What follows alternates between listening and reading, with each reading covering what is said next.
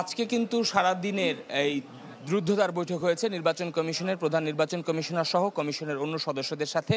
সকাল থেকে শুরু করে এই সন্ধ্যা 7টা পর্যন্ত মাঝে কিছুক্ষণের বিরতি দিয়ে কিন্তু এই বৈঠক অনুষ্ঠিত হয়েছে।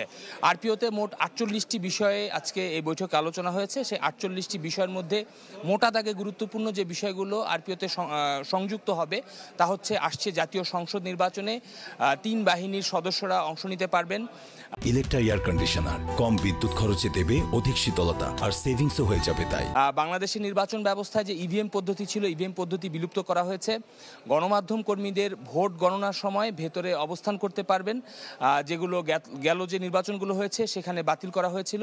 এর ক্ষেত্রে কিছু শর্ত রয়েছে, অর্থাৎ কোনো গণমাধ্যম কর্মী কোনো একটি কেন্দ্রের কক্ষে যদি ভোট গণনার সময় শুরুতে প্রবেশ করেন, ভোট গণনা শেষ না হওয়ার আগ পর্যন্ত তিনি সেই কক্ষে অবস্থান করবেন।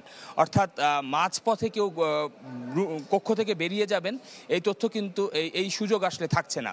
পাশাপাশি লটারির একটি বিধান ছিল এর আগের আরপিওতে, অর্থাৎ সমান ভোট যদি দুজন প্রার্থী পান সেক্ষেত্রে লটারির মাধ্যমে প্রার্থীকে বিজয়ী করার ঘোষণা বিধান ছিল, সেই বিধান কিন্তু বাতিল থাকবে। অর্থাৎ সমান ভোট পেলে পরবর্তীতে আবার নতুন করে আবার নির্বাচন হবে, সেখানে যিনি জিতবেন তিনি নির্বাচিত প্রার্থী বিজয়ী প্রার্থী হিসেবে তিনি আসবেন।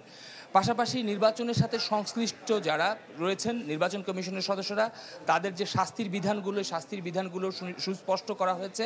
তো সব মিলে 48টি বিধান, হয়তো এক নাগারে বলে যাওয়া খুবই কঠিন। খুব শিগগিরই আগামী সপ্তাহে ভেটিং হবে, তার পরবর্তীতে আনুষ্ঠানিকভাবে নির্বাচন কমিশন থেকে আরপিওর যে সংশোধনীগুলো আনা হবে তা জানানো হবে। আজকে আসলে ব্রিফিংয়ের বিষয়ে আমাদের খুব স্বল্প বিস্তরে এই তথ্যগুলো আসলে জানানো হয়েছে।